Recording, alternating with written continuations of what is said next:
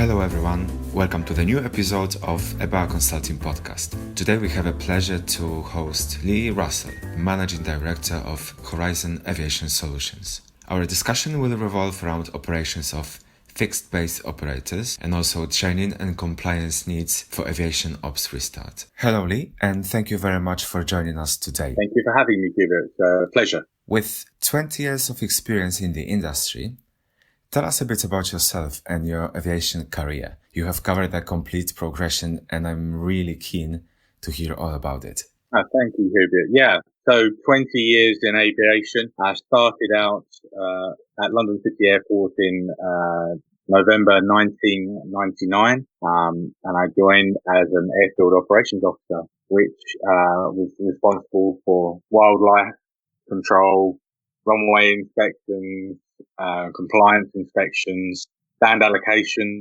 where the aircraft would park, and the day-to-day safe operation of the airfield. I really enjoyed that. I did that for just over 2.5 years, and an opportunity came up that London City Airport was building its own jet centre, FBO, for private jets and charter aircraft, and the opportunity to develop new skills and embrace a new venture within London City Airport was too good to not apply for. And following a successful application, I joined as a jet centre coordinator, so one of the duty team. We were only a very small team. There was only 4 of us plus a manager to start off with. And we grew that business for several years. It was great fun, lots to learn.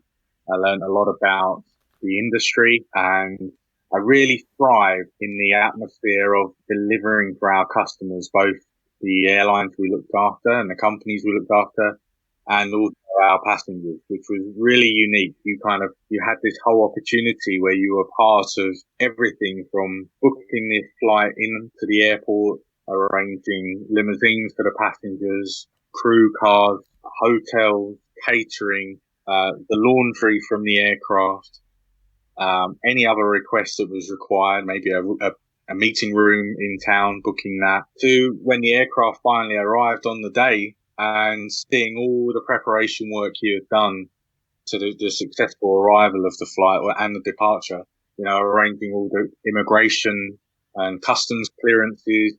It was a one-stop shop, and it was such an eye-opener for a very young and impressionable guy. I was about 21 at the time, and it was just an amazing experience to go from literally handling 2 aircraft a day to our maximum where we were doing 70, 75 aircraft a day in that facility. Mm-hmm. And it was just it was hard work, don't get me wrong. It was hard work. Didn't always go to plan.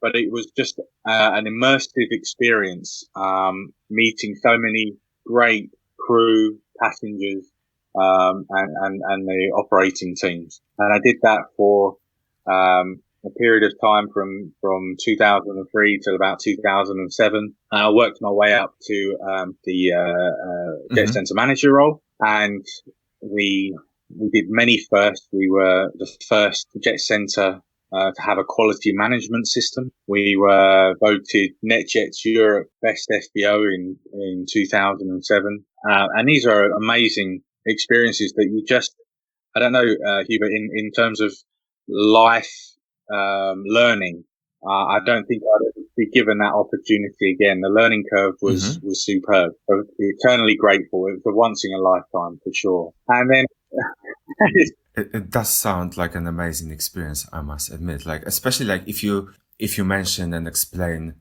how complex the coverage of that service was. Basically, you were planning and preparing the complete end-to-end passenger experience in that very case. So the depth of knowledge, experience, and the amount of insights that you could gather, I agree absolutely. It sounds like a once in a lifetime opportunity as well. It certainly was, and then we had the financial crash, 2007, 2008, And that really affected the business, and it affected how we would work going forward. We obviously saw a drop off. Most of our clients were based in Canary Wharf or in the financial sector, so it was very much frowned upon if they were seen using private jets to do their business. And some of them shifted back onto scheduled airlines and using that rather than using a private jet. And it was a timely change for me. And I returned back to the main airport with a new challenge from the new owners to improve the customer service offering for our airlines in terms of how the operation would communicate with them. So we set up a new unit called the ramp control unit, and we were basically our simple concept was we would be the communications hub. So we set quite a few new processes on how we would deliver a stand plan, a seasonal stand plan, a daily stand plan. So at least we had a building block to start from, which wasn't evident when we first created the department. And we weren't taking the airlines with us. So we did a lot of work improving communications with each individual airline and their ops control center. And it was real simple. We literally started out every morning when we opened the office up.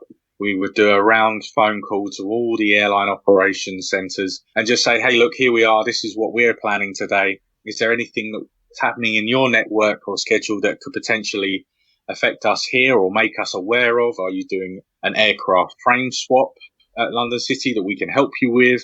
Park the aircraft closer to each other to make the crew swap easier. So it was really about using the concept that we've done in the Jet Centre and trying to bring it into the commercial world. So that was, again, another eye-opener, but using that core principle of talking to the customers and working collaboratively. So that was a real experience as well. And then from that was about a year and a half. And then following that, I was successful in the application to become the London City Airport Ramp Services Director, who is wholly responsible for the ground handling operation below wing. So the baggage handlers, the baggage sortation room, ramp control would fall into that. And we were starting to build our own in-house training and compliance team for the ramp. So a massive task. And at 29 years old, it was very daunting to be doing that. But the company believed in me, in my ability, and we built a team around me that were bought into the vision. And we started to use the same philosophies, the same skills we'd learned along the way about changing the culture, changing how it's perceived. And also that, you know, these guys and girls are not just baggage handlers. They do a lot more than just handle baggage. And so it was one of really spreading the good word about, you know, come wind, rain, shine, lightning, strong wind. These guys and girls continue to work in all elements to deliver. And let me tell you, they are super passionate. And they wanted the tools in order to be able to deliver that service. So again, a fantastic experience. It was hard work. I believe we did a fantastic job. And I'm super proud of what we achieved in my time with them. And I look back fondly at all the things that we did. And even some of the ones that weren't successful in terms of some of the projects we had. We always learned and we learned together. And so that was really good.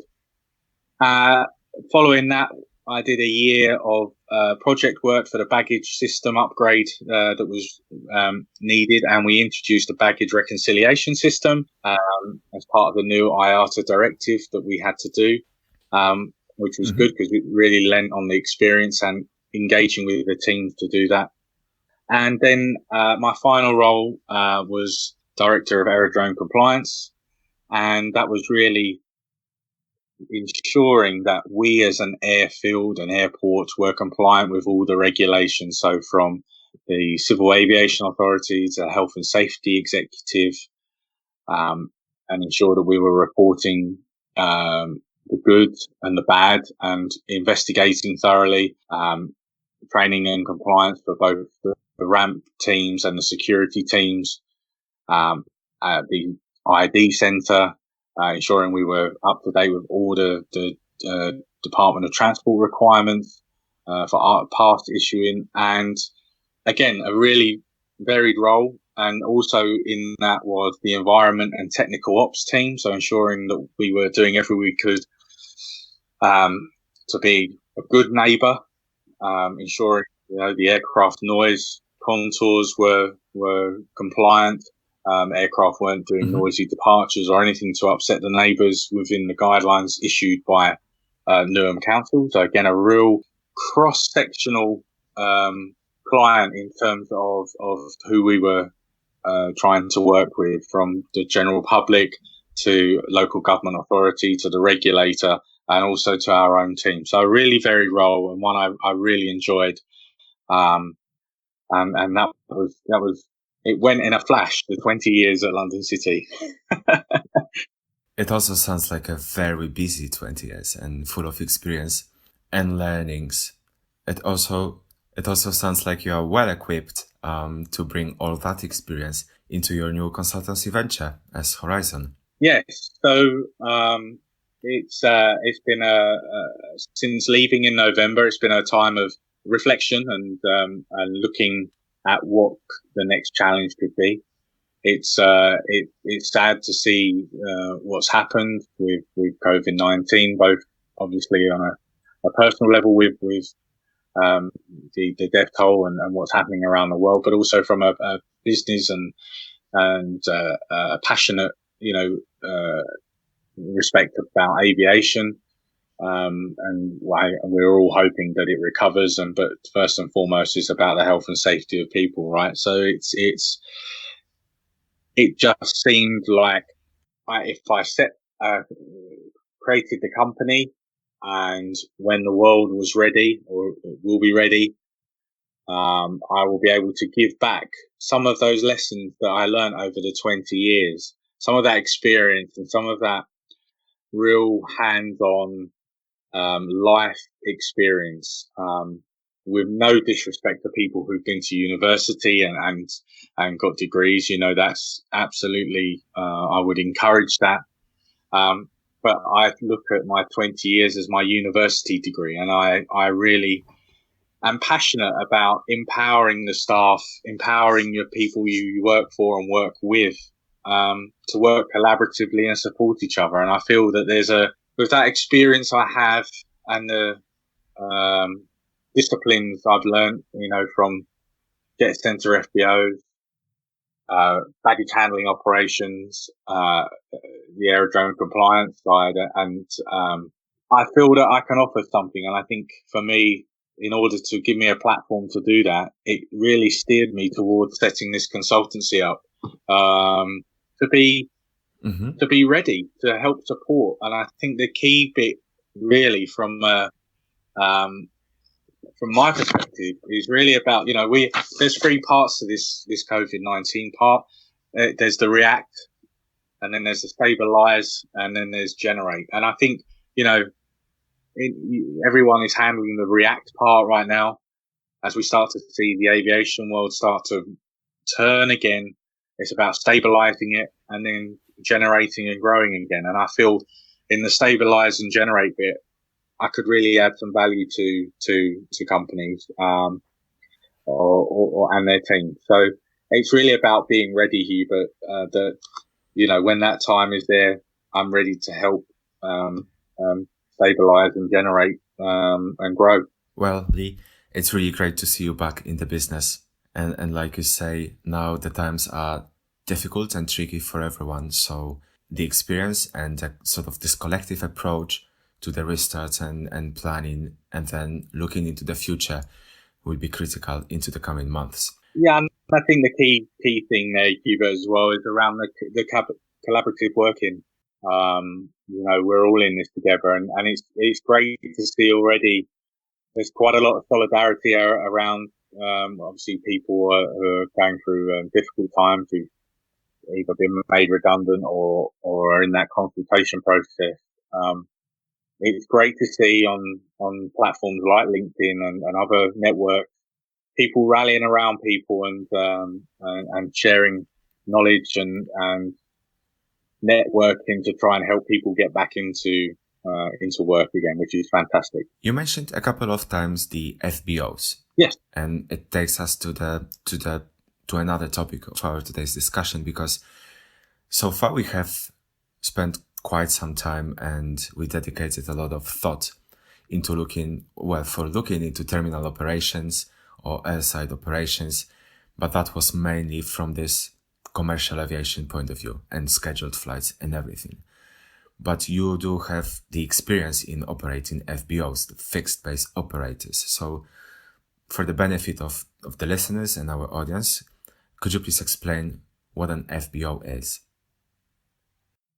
So a jet center is really like a hotel concierge service. So we're basically there to help support the arrival and departure of that aircraft. And as I said before, all the pre-planning and post-planning. There's still stuff that happens after the aircraft has physically left the airport. There's stuff that we would do to ensure that aircraft has everything it needs at its destination airport. Whether that's as simple as just sending a message to the destination airport that the aircraft has now left London City and is on its way, or a phone call to someone at the operations desk for that company. So it's really that kind of one-stop shop facility to enable those business aircraft to be facilitated at the airport. So it's almost like a terminal within another terminal at the airport, and it offers that very discreet and secure movement, or from a passenger perspective, whether that's a high-profile business person or someone of celebrity status. But to those who really are just, they're having to be in multiple locations in one day, they dictate the schedule of what that aircraft is doing, rather than saying, okay, I'm going to Paris and I'm on the 7:00 flight from London City. Actually, they dictate the schedule that they're flying, which enables them, they just turn up at the terminal and, subject to no ATC restrictions or any other embargoes,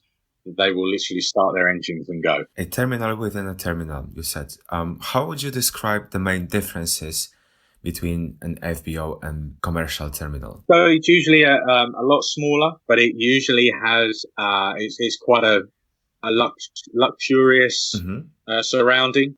We will usually have maybe a couple of meeting rooms, very secure facility. So there's controlled access, and we will have light refreshments, all as complimentary, bathroom facilities, showers, Wi-Fi access, you name it.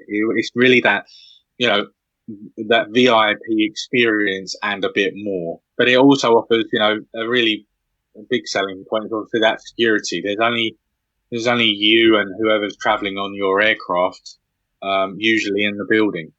There's usually not a lot else happening, barring the staff who are operating the facility. So again, it's a very personal and secure offering. And, it's as simple as you will arrive in your car to the front door. You'll be met by the team and the captain or first officer who's taking you to your destination.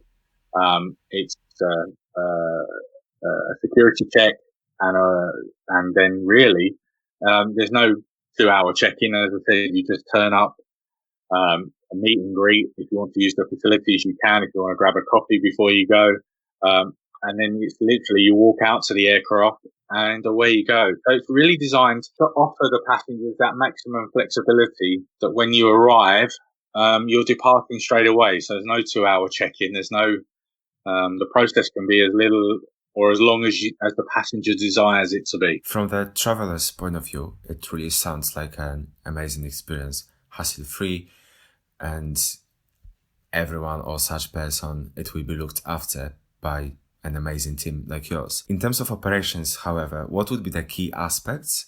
And can you think of any challenges as well? Because obviously at the moment you are painting this beautiful picture, but can you give us a little bit of insights on how it looks from behind the scenes, or what you would have to think of, tackle? What about any unexpected situations? What is there that we cannot see? Quite a lot that goes on behind the scenes with regard to the control authorities.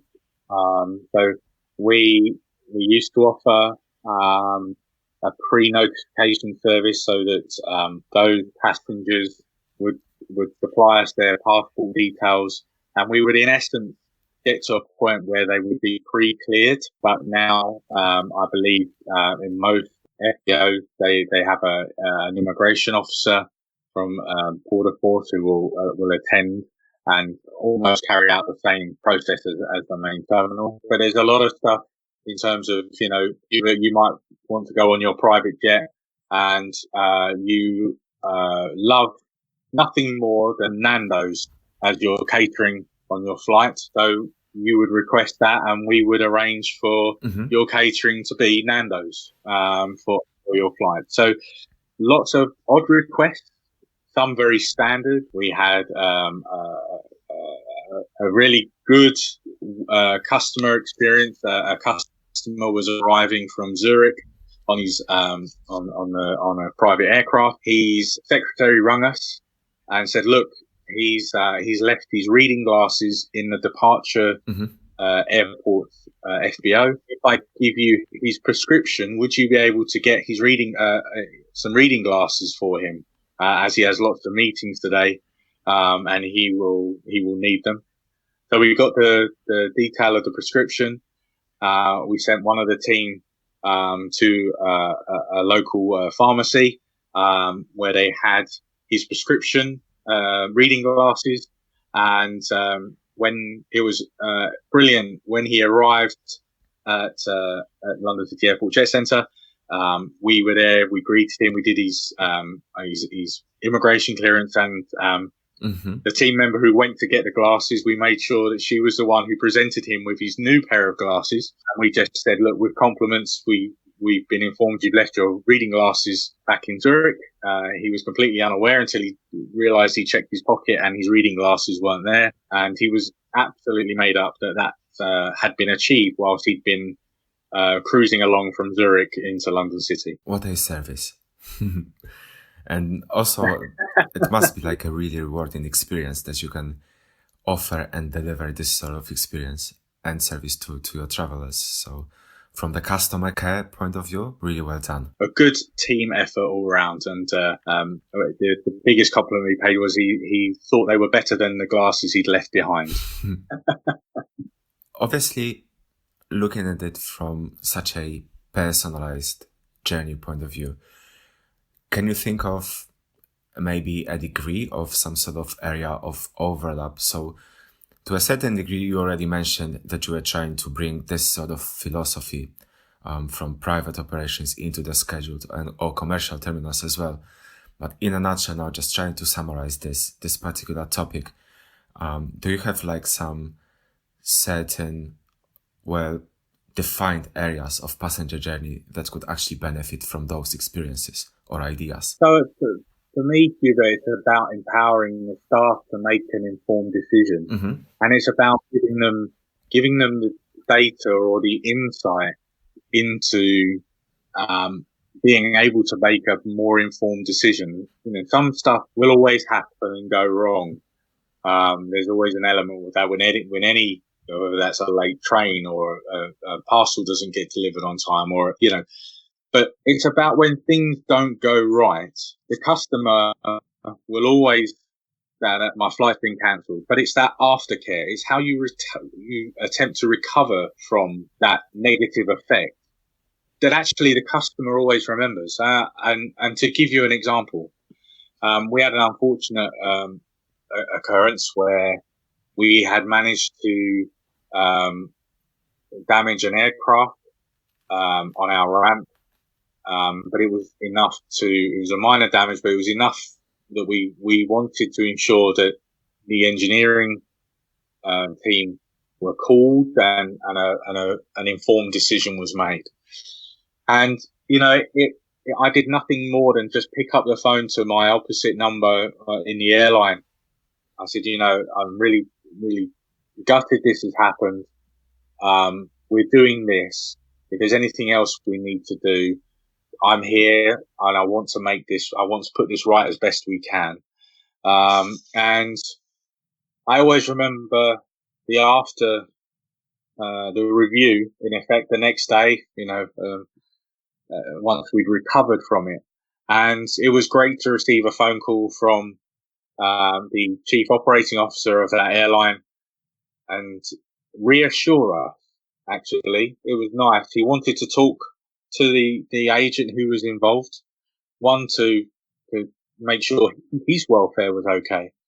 But his point that always resonated with me, he said, Lee, life happens, right? Things go wrong, but it's how you recover from those scenarios that really makes a difference. And I'm ringing to say thank you, because how you recovered it yesterday made a big difference to us here, and means so much more than, we could ever say. So being honest, being transparent, and installing that trust. And if your staff see you being that way, they know that if something goes wrong, or they will feel empowered to help deliver the service you want. And that's something that we were trying to do from the Jet Center team. The ramp services team, we had to take them on a journey, which was very much they'd been unloved. So how do we give them a focus, and how do we drive the behaviour to help them deliver the service which they so passionately wanted to deliver? But we had to go on a journey, and we were very fortunate. We had the 2012 Olympics as kind of a focal point, and we, set the slogan up of being fit for the future. And it really helped inspire us all to change the way we worked, challenge each other openly, and have expectations of each other. And that was really kind of born in the ethos in the Jets, how we were running the Jets Center. Brilliant. Thank you, Lee. I think you taught us informative points. And thank you for listening.